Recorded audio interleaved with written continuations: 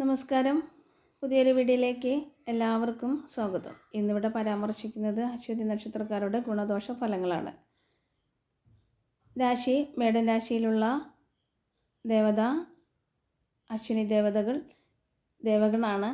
ഈ നക്ഷത്രക്കാരുടെ ജീവിതത്തിൽ പൊതുവെ സൗന്ദര്യവും സാമർഥ്യമുള്ളവരായിരിക്കും. വിനയവും ബുദ്ധിശക്തിയും ദീർഘായുസ്സും ഉള്ളവരായിരിക്കും. ചുറ്റുപാടുള്ളവരെ മനസ്സിലാക്കി പ്രതികരിക്കാനുള്ള കഴിവുകളും ഉണ്ടായിരിക്കുന്നു.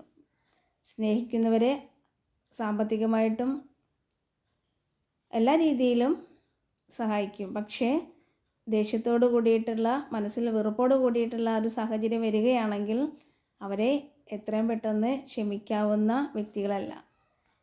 അത്രേ മനസ്സിൽ കുത്തിവെച്ച മാതിരി ദേഷ്യം അവിടെ കിടപ്പുള്ള ഒരു സാഹചര്യം ഉണ്ടായിരിക്കുന്നതാണ്. അതുമാത്രമല്ല, അശ്വതി നക്ഷത്രക്കാർക്ക് വളരെ വളരെ ശ്രേഷ്ഠമായിട്ടുള്ള കാര്യം എന്ന് പറയുമ്പോൾ വാശി എന്ന് വെച്ചാൽ ചില കാര്യങ്ങൾക്ക് നിസ്സാര കാര്യങ്ങളാണ് എങ്കിലും ചില സമയങ്ങളിൽ ദേഷ്യത്തോട് കൂടിയിട്ടുള്ള പ്രതികരണമായിരിക്കും. അതിനാൽ മറ്റുള്ളവർക്ക് ശത്രുദോഷങ്ങൾ കൂടുതലുള്ള ഒരു സാഹചര്യമാണ്. അവർക്ക് ദേഷ്യത്തോടു കൂടി പെരുമാറുമ്പോൾ അശ്വതി നക്ഷത്രക്കാരെ വെറുക്കുകയും അകൽച്ച കാണിക്കുകയും ചെയ്യുന്നതാണ്. അത്രയേറെ ദോഷദുരിതങ്ങളും അനുഭവിക്കുന്ന വ്യക്തികളാണ്.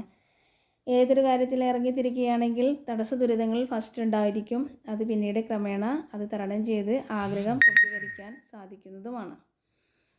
എല്ലാ സൗഭാഗ്യങ്ങളും ഒരുമിച്ച് ലഭിക്കാനുള്ള ഭാഗ്യമില്ലാത്ത നക്ഷത്രക്കാരാണ്. ഒരു തടസ്സങ്ങൾ ഉണ്ടായിരിക്കുമ്പോൾ അത് കുറേ കഴിഞ്ഞതിന് ശേഷമാണ് മറ്റൊരു ഭാഗ്യം വന്നു ഭവിക്കുക. അത്രയേറെ ബുദ്ധിമുട്ടുകൾ സഹിക്കുന്ന നക്ഷത്രക്കാരാണ് കൂടുതലായിട്ടും ഉള്ളത്. ഈ വ്യക്തികൾ ഈശ്വരവിശ്വാസികൾ ആയിരിക്കും. പക്ഷേ ഭവനത്തിനടുത്തുള്ള ക്ഷേത്ര ദർശനം അത്രയ്ക്കങ്ങോട്ട് ഉത്തമത്തിൽ ആയിരിക്കില്ല. എന്നാലും വിശ്വാസം കൊണ്ട് പ്രതിഫലം ലഭിച്ചില്ല എങ്കിൽ അത് പ്രതികൂലമായിട്ടും സാഹചര്യം തരണം ചെയ്യുന്നതെന്ന് വെച്ചാൽ ആഗ്രഹം സാധിച്ചില്ല എങ്കിൽ ആ വിശ്വാസക്കുറവായിട്ട് കാണിക്കുന്ന പ്രകടനം ഉണ്ടായിരിക്കുന്നതുമാണ്. അശ്വതി നക്ഷത്രക്കാരുടെ ഭാഗ്യ സംഖ്യ എന്ന് പറയുന്നത് 2, 3. ഈ നമ്പറിൽ അത്യുത്തമമാണ്. ഏതൊരു കാര്യങ്ങളാണെങ്കിലും വിശേഷം സാധ്യമാകുന്ന ഒരു നമ്പറാണ്. ഭാഗ്യമൊക്കെ തെളിയാനുള്ള ഒരു സാഹചര്യമുണ്ട്. എല്ലാം കൊണ്ടും ഗുണപ്രദമാവട്ടെ. ഈ നക്ഷത്രക്കാർക്ക് എതിർപ്പുള്ള നക്ഷത്രങ്ങളെന്ന് പറയാം കാർത്തിക, മകീരം, പുണർദം, ചിത്തിര, അനിഴം, തൃക്കേട്ട എന്നീ നക്ഷത്രക്കാരുമായിട്ടുള്ള ഇടപാടുകൾ ഒഴിവാക്കേണ്ടതാണ്. സ്വരച്ചേർച്ച ഉണ്ടാവില്ല. വിവാഹ സംബന്ധമായിട്ടുള്ള കാര്യങ്ങൾ നടക്കുകയാണെങ്കിലും സ്വരച്ചേർച്ച ഉണ്ടാവാൻ സാധ്യതയില്ല.